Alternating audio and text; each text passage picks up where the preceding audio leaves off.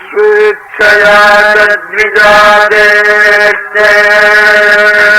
त्रिसंज्ञायदन्यन्नवाकुर्याति अनुष्ठानादिकं तथा योगन्यन्नवाकुर्याति अनुष्ठानादिकं तथा. கர்மா பண்ண முடிஞ்சா பண்ணு, மந்திரங்களை ஜபிக்க முடிஞ்சா ஜபி, இத சந்தியோபாசனத்தை விட்டுவிடாதே. இது அவசியம் பண்ணணும்னு சொன்னார். காயத்ரி காயத்ரி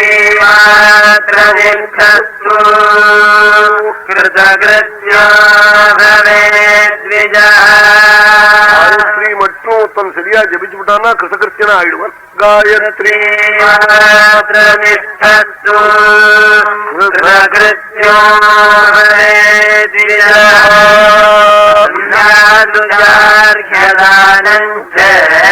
காயத்ரி சஹஸ்ரத்ரிதயம் குர்வன்னே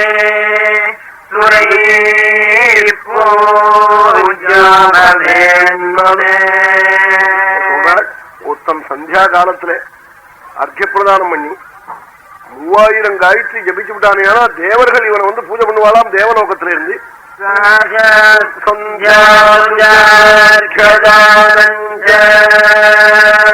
காயத்ரி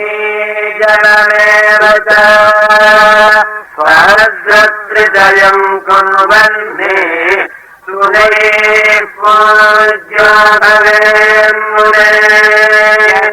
பூஜ்யோபவேன்முனேஷரைகம் சித்தே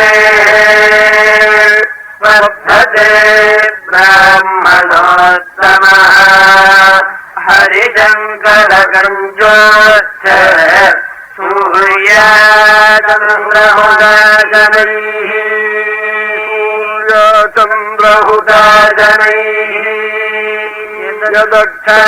யதக்ஷரைகசம்சித்தே பர்த்ததே பிராமணோத்தமः ஹரிசங்கரகஞ்சோச்ச சூர்யாச்சந்திரஹுதாசனைः. காயத்ரி 24 அக்ஷரம், சதுர்விம்சத்தி அக்ஷரா காயத்ரின்னு. அந்த காயத்ரியில உள்ள ஒரு அக்ஷரம் இவன் ஜபம் காயத்ரி ஜபம் பண்ணத்துல ஒரு அக்ஷரத்தினுடைய புண்ணியம் இருக்கே, அந்த புண்ணியம் என்ன பண்ணும்? பிரம்மா, விஷ்ணு, சிவன், சூரியன், சந்திரன், அக்னி இவர்களை இவன் விதுத்தான்னா அவ பயப்படவன். இந்த காயத்ரி ஜபிக்கிறவன் ஒரு அக்ஷரத்தினுடைய சித்தியை பண்ணிட்டவன். 24 அக்ஷரத்தினுடைய புண்ணியம் அப்புறம் இருக்கட்டும், ஒரு அக்ஷரம் காயத்ரியில உள்ளத்தினால ஏற்பட்ட புண்ணியம் இருக்கே, அந்த புண்ணியத்தை சம்பாதிக்கின்றவனோட பிரம்மாதி தேவர்கள் எல்லாம் எதிர்க்க முடியாதா?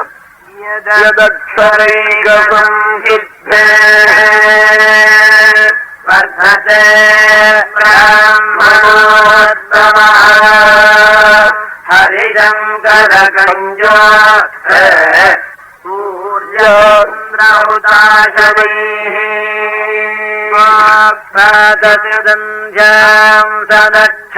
சநக்ஷத்ரம் மத்யாஹ்னே மத்யபாஸ்கரம்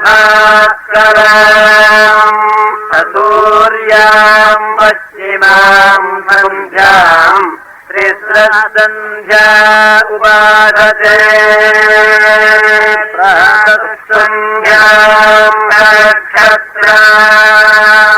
விடியற்காலம் 5 மணியிலிருந்து சந்தியா காலம் தான். விடியற்காலம் ஒரு 2.5 நாழிகை, 1 மணிக்கு 2.5 நாழி தான். அந்த 2.5 நாழி 3 நாழின்னு சொல்லியிருக்காள். 5 மணிக்கு முன்னாடி கூட பண்ணலாம், 4:45 கூட பண்ணலாம். அப்ப நட்சத்திரம் இருக்கும். நட்சத்திரத்தோட கூடின காலத்துல பண்றது ரொம்ப உத்தமமா. ஆமா, மத்தியானத்துல சூரியன் நேரம் வரபோது பண்ணணும், சாயங்காலத்துல சூரியன் அப்படி தெரிஞ்சுட்டு இருக்கிற போது பண்ணணும், மறையிற போது பண்ணணும். இது ரொம்ப உத்தமமா மாதிரி பண்றது.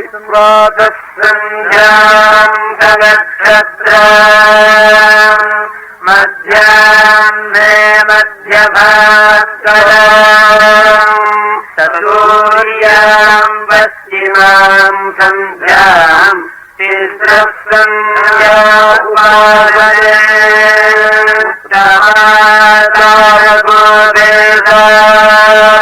மத்யமாலுப்ததாரகா அதமா சூரிய சகித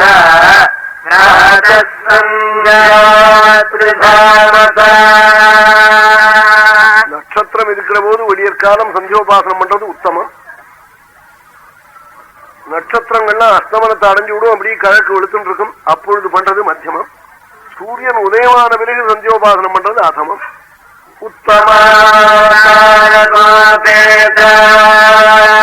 மத்தியமாருப்ததாரகா அதமா சூரிய சகித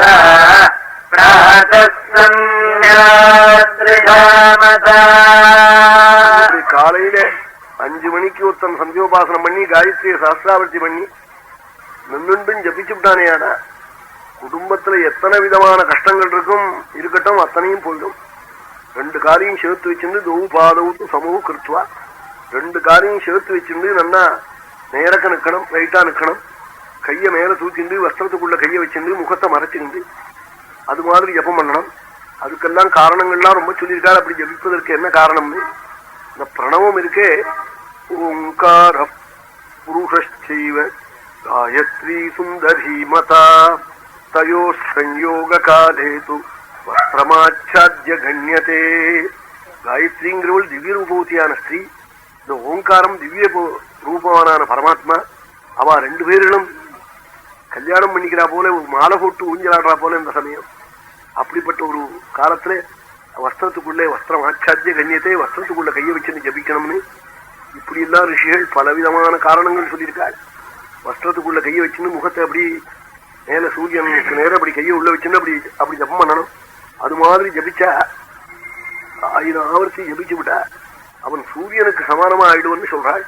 முடியல 108வது ஜபிக்கணும், அதுவும் முடியல 54, 32, 18, 10க்கு குறையப்படாது. ஏன்னா ஆபத்தாலத்துல கூட 10 காயத்ரி குறையப்படாதுன்னா ரொம்ப ஆபத்தா இருந்தது. ஆத்துல 6 வயசான கழவாளுக்கு வீட்டம் இருந்தது, அப்ப 10 ஆவர்த்தி பண்ணு போதும்னார். அதுக்காக நித்தியம் 10 ஆவர்த்தி பண்ணா நித்தியம் யாருக்கோ வீழ்த்தம் இருக்குன்னு அர்த்தம். அவன் அப்படி பண்ணக்கூடாது, நித்தியம் ஆபத்துன்னு அர்த்தம். அப்படி பண்ணலாமோ? ஏதோ ஆபத்து காலத்துல சொன்னத்தை எல்லா காலத்துக்கும் உபயோகப்படுத்திக்கலாமா? அப்படி உபயோகப்படுத்திக்க கூடாது. ஆகையினாலே நிறைய தான் பண்ணணும், மகாபாபங்கள்லாம் போகும்.